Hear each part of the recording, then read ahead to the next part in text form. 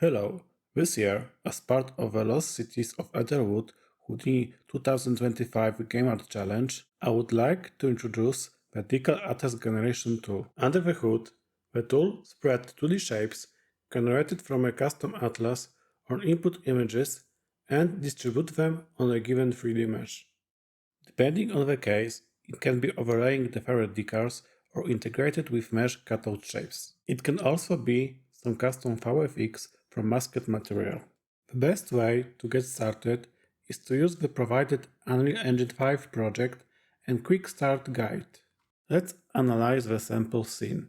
First, take a look at the most basic example. Here, you can see custom packet translucent deferred decals made from black and white hand textures.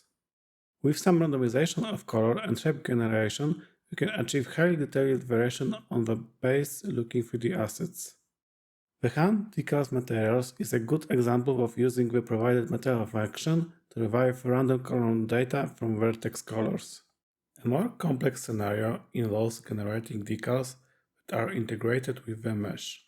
Let's consider wood damage decals in parallax and nanite tessellation variants.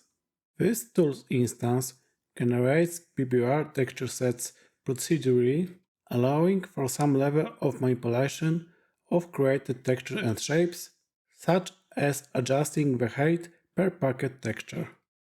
To utilize integrated decals, you must use more advanced material instances that leverage provided functions for creating blended PBR materials. It allows for making occlusion roughness metallic or roughness metallic occlusion material with more advanced handling of decals and height support in the form of parallax or nanite dynamic tessellation. It should give you a lot of surface detail while keeping a relatively low shader complexity cost, especially when using displacement fading.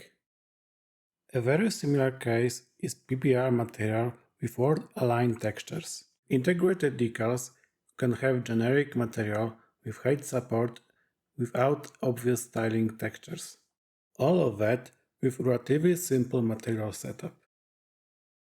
Finally, let's examine the example of created atlas with packet mono textures used for a VFX effect. Here you can see 16 textures packed on 2x2 grid using RGBA channels, all done automatically by the tool. You can animate color, rotation and opacity with random data from the grid and vertex alpha. So, this was a brief overview of the Decast Atlas Generation tool. I hope you will find this tool useful. If you want to test it, obtain the project and familiarize yourself with the quick start guide.